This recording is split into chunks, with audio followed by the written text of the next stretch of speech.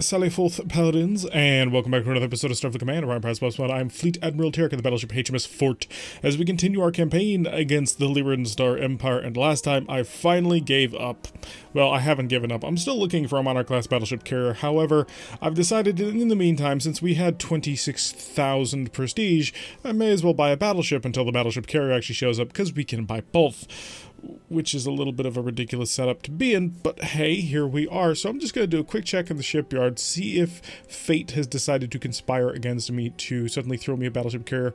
No, there's just another battleship, which we could buy because we have the prestige to buy a second battleship. We are very well thought of, it is clear, in the Lyran Star Kingdom. So let's set out into space with our brand new battleship and just see what sort of havoc we can absolutely wreak on everything. We'll go back to the Hydran homeworld and say hi. We have brought the Fort, which, I'm gonna be honest, Fort is not a great battleship name. Castle would be a better battleship name, something lofty and powerful. Federation has great battleship names. The Federation calls things like the Mars and the Ares and other sort of fun things like that. Alright, let's take an opportunity here to make sure all of our weapon systems set up. We got our phasers all on one. Is that all of our phasers? That is, okay, and 2 has fusions and hellbores. That just will not do. Shut off the fusions from that. We want only the hellbores on 2. 3, well, contains a whole bunch of weapons, so we're just going to select our fusion cannons, of which we only have 4 of them, really? And just click a red alert, double check, 4 fusions, 8 hellbores, so that is our loadout. Okay, interesting. So let's make sure that we overload our 4 fusion cannons, which is a tiny number of fusion cannons to have. I'm astounded. And we're squaring off against a cave lion battleship. Oh, how cute is this? We actually just recently finished our top 8 battleships video. I had been promising it since, God, December it feels like, and I finally put it out yesterday, the conclusion of our celebratory week of our 2-year anniversary. And I had been very adamant that I believed the Cave Lion battleship to be the absolute worst battleship in Starfleet Command. And there was a little bit of pushback on that. There was a person who came back who said, in the PvP scene, actually, the Lyrans do very well. And I gotta say, I'm absolutely astounded how. I don't see how they can do well. So I asked him the question. I'm waiting for a response on that, because I'm really interested to know just what sort of, how tactics sort of shape out in the PvP scene that make it so that the Lyrans are an excellent choice. Because yeah, the ESG doesn't miss, so that allows you to stack ECM to the most that you want, but still, it's such a narrow weapon, and has so many counters to it, at least from my perspective. Keep in mind, the top 8 battleships list was made purely from a single-player perspective. It's the same thing as, like Mr. Smart Donkey, when he does Shogun top list, he always says, oh, this is purely from the single-player perspective, and that's exactly the same thing for me. Our perspective here is purely has to do with playing this game from, well, playing this game against bots. And the AI, not exactly the most clever thing you're ever going to run across. Although he does have 6 ESGs, he's got 120 damage out of that, he's got the 10 disruptor mounts, but I'm going to be honest, I don't think it's comparable to what we can dish out. I might be wrong, and we may end up having to fall back on our fighters. Are you not going to? Okay, it doesn't appear that he's going to, so make sure the phasers are on overload. And let's open them up and say hi.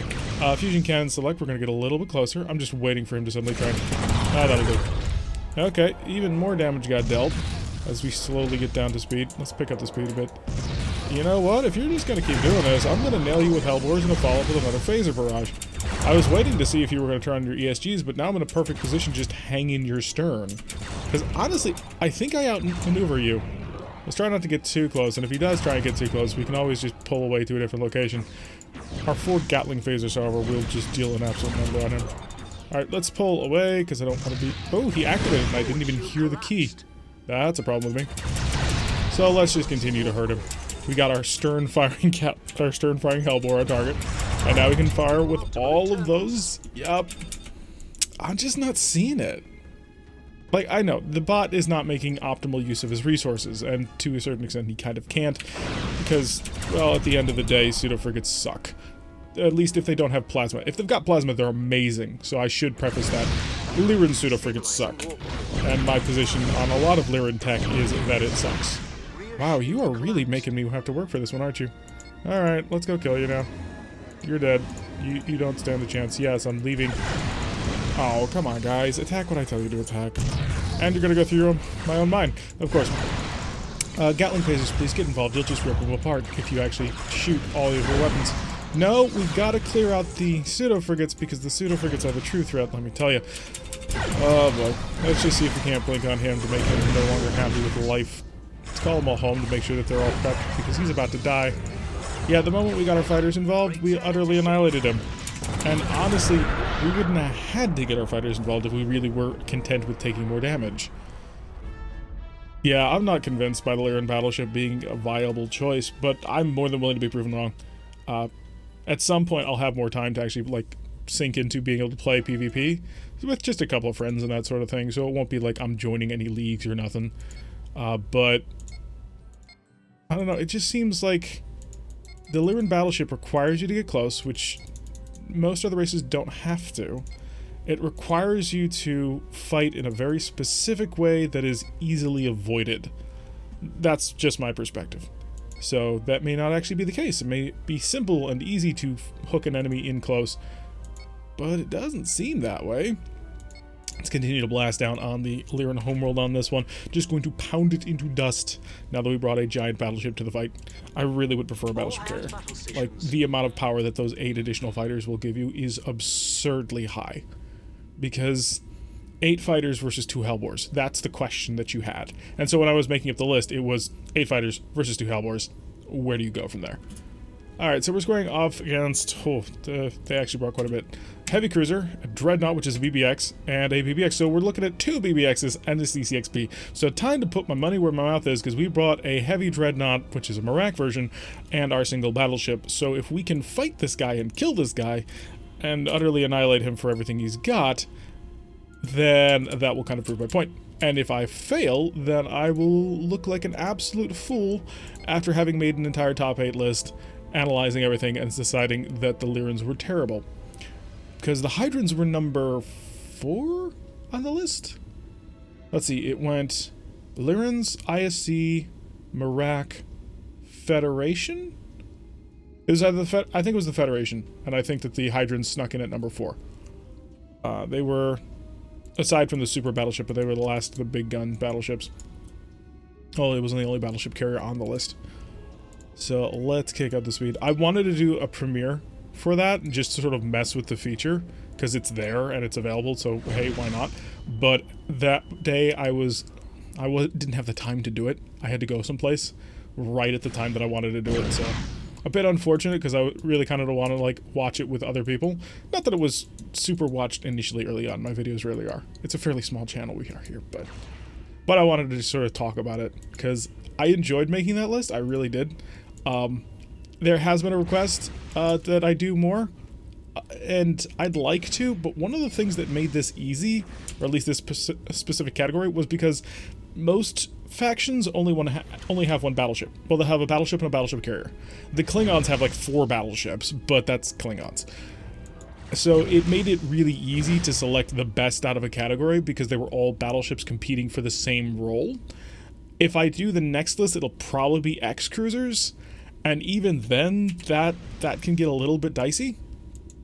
So yeah, I'm not really sure about which one I should do next. The one guy suggested cruisers and destroyers, and do you know how many heavy cruisers are in this game because of Orion Pirates Plus? It's absurd. Okay, let's get ready to launch the fighters as soon as we do our initial overrun. And yes, we're going to go right in on new phasers. They should already be overloaded, but just to make sure. Save the Hellbores. Actually, I gotta get the fighters out. 1, 2, 3. Okay, we're good with that. Okay, he hasn't done anything, but we're at point blank range. This is decision range here, so let's open him up. I rest my case. I think I have adequately proven that Lyran battleships suck. Oh my god, that was... Really? The fighters didn't even get involved.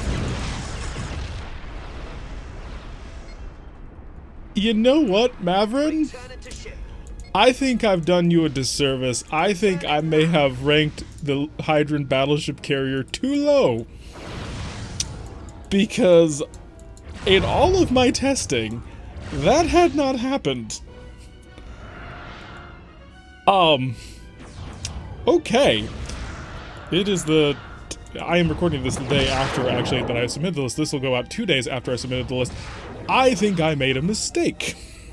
I think I did not plant a sufficient amount of time and effort into learning the battleship carrier and realizing that it could literally one-shot from a corner tile an entire Lyran battleship. An X-type battleship. One shot. That's all it took. Oh my god. I am flabbergasted by this. I'm amazed by this, and that has made this all worth it.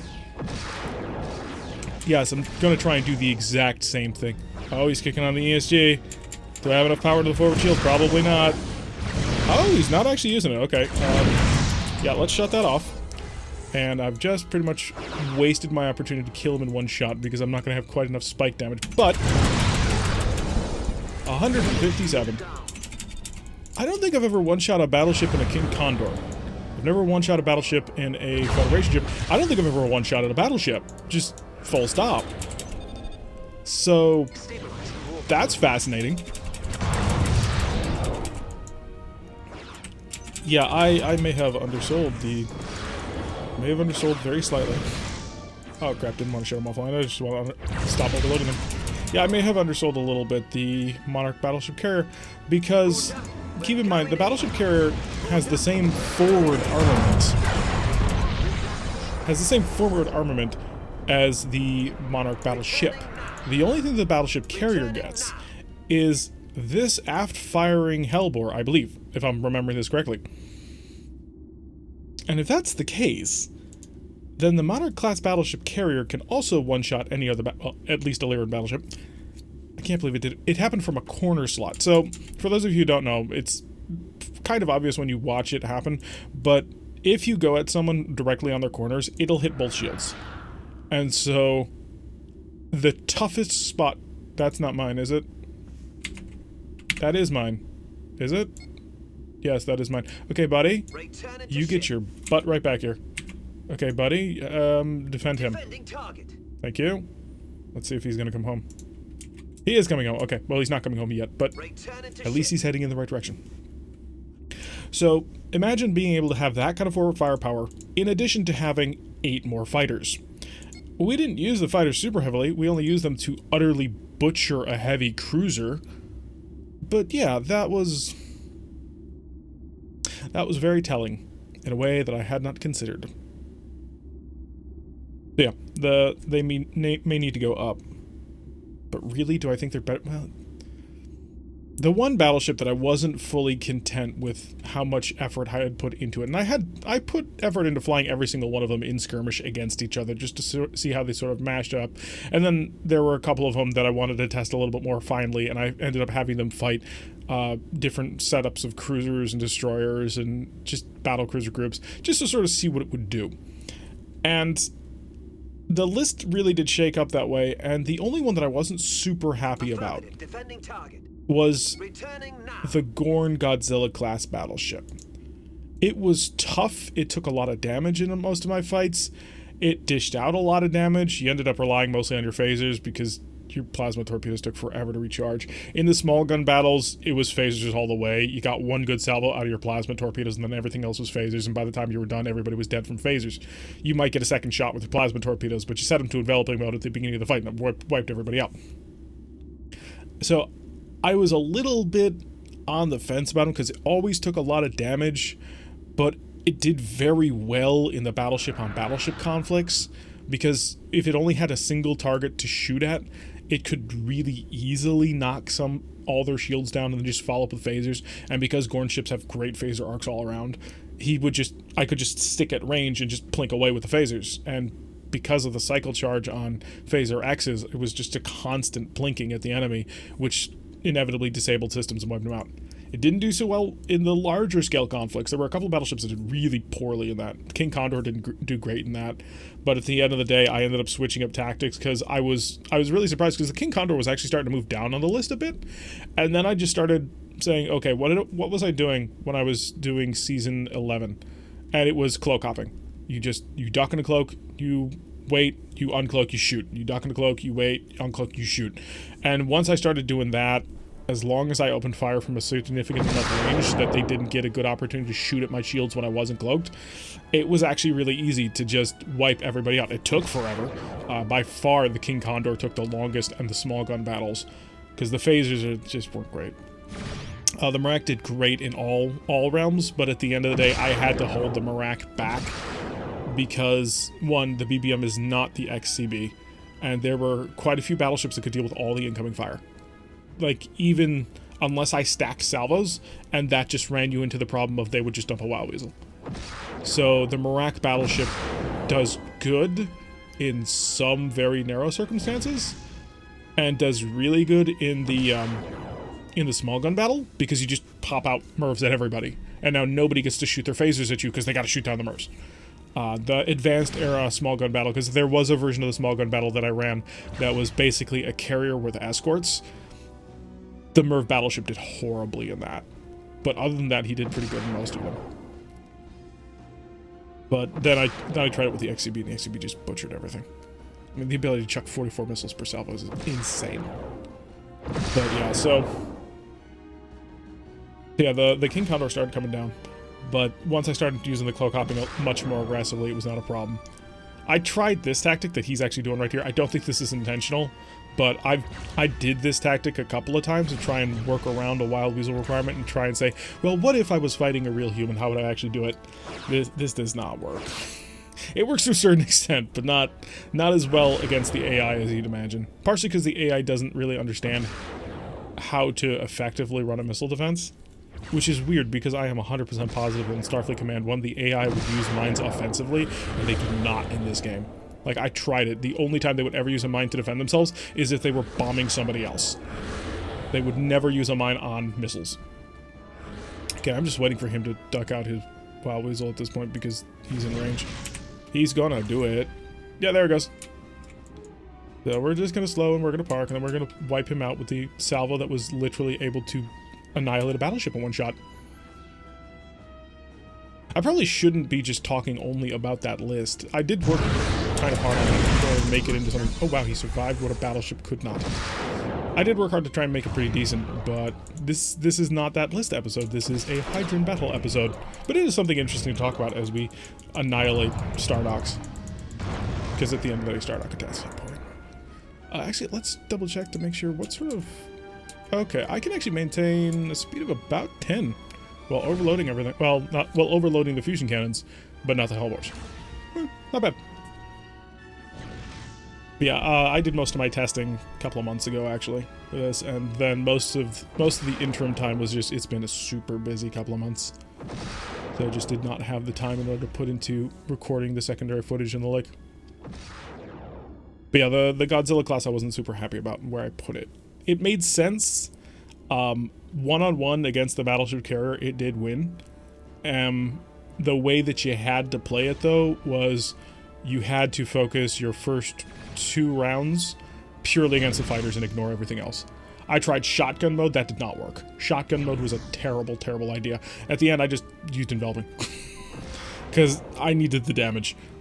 The Hydran battleship carrier carries 5 fighters per squadron. Killing that is incredibly hard. And so you had to just pick your targets, and I think it was an R and an S, both F's turn, put the S on, and run. And then you waited, and in the meantime, he's hellboring you to crap and back. And then you came back and you did it again. But if you tried to engage the battleship carrier right off the bat, you'd deal a ton of damage to it, you'd strip away the shields, you'd maul the ship, and then the fighters would come in and utterly annihilate you. Because those fighters were just viciously mean. But at the end, I could start really reliably killing it, and then at that point it became a meta question. Plasma versus fighters. At the end, I did kind of skew Plasma a bit higher, just because Plasma really is a bit of an end-all be-all when you're fighting the AI, because the AI does not know how to mitigate that damage. They can't take it. And so that ended up being a fascinating sort of study there in what was the appropriate way of annihilating somebody. Okay, slow down. I'll stop. All power to forward shields. He's gone for both of them. Stack 1. Bounce 2. That's one of the reasons why ESGs are not great against larger targets, because they do have enough power to just stack all that. But yeah, I may have to reconsider where I put the Hydrans on that list. Next year I may put up an updated version of it with a slightly modified setup. They may have deserved to be a little bit higher. But plasma torpedoes, man, they're vicious on fighters. They're vicious on anything because they seek. Fighters have an innate defense shift on them, so they always have a point of ECM until you start putting a whole bunch of ECCM into countering it, which means energy weapons don't do so great against them unless you're specifically countering them, but seeking weapons will just butcher them. It's great. Mines, plasma torpedoes. The manual calls for using proximity photon torpedoes on them. I don't understand why the manual says this. I don't know if this is a Starfleet Battles behavior that did not get replicated in Starfleet Command, but proximity photon torpedoes are pretty useless against fighters. Like, unless you fire them just beyond a range of 8 to get the maximum accuracy out of the proximity, but just before it becomes unable to shoot, I don't really see how the manual keeps saying, oh yeah, use proximity photon torpedoes, mines, and tractor beams against fighters. You still haven't killed it. You are a heavy dreadnought, man. That's okay. You're pretty badly mauled. You did fight a battleship, and you don't understand how to fight a battleship. To be fair, we did pretty much a dumb suicide run right into the battleship, and we still killed it. And that's going to be my highlight of this entire campaign. Is just one shot, one kill. Okay, can we save him, or is blowing up this thing going to basically kill him as well? Because it really kind of feels like that. Well, let's hope he doesn't die. Oh good, he survived. He doesn't have many systems left, but he's alive. So one shot, one kill. One punch Hydran. That'll have to be the name of it. So yeah, nice outing for the Monarch class battleship. Not even the battleship carrier, just the battleship. We're at 16,000 again. Hi, shipyard. Yeah, I'm looking for an MNVX. I've recently bought your MNV.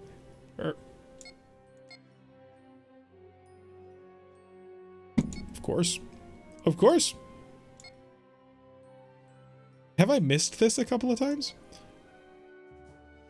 The Insouciant is our brand new battleship carrier. We can all say goodbye to the fort. Actually, I want to do a quick check on the Insouciant real quick here. Because I'm hoping that the Hellbore is located in a location that'll make it, that looks like it's going to shoot forward. And if that's the case, this ship can do everything that this ship can do from the front. It's just missing those two Hellbores. Okay, Fort, we're gonna trade you in for a newer model. The Insouciant. We finally got our battleship carrier. We did a one-shot kill on a... That's gonna be devastating. We did a one-shot kill on a Lyran class battleship, or a Lyran Cave Lion battleship. And then we got our Monarch class battleship carrier. It has been paying out quite nicely, this one. And for the first time in a very, very long time, we are sub 10,000 prestige. We're not that far off from being able to buy another one of these. Alright, so it's fully kitted out, it's fully armed. But that's actually the end of an episode. I've been Turek. If you like what you've been seeing, hit that like button and subscribe. If you want to see a notification every time I list this content, press the little bell icon. Leave a comment. We're kind of getting to the end of the campaign. I know it doesn't look like it, but we're going to reach a cascade point pretty soon, where we're just going to start stomping on their planets, and they'll be ours. Also, if you want to see another list, what sort of list would you want? Try and keep it on the somewhat narrow parameters, just so that we can actually make a more decent comparison, because if I've got to compare 160 ships, I'm not going to do that list. But anyway, I will see you all in the next episode.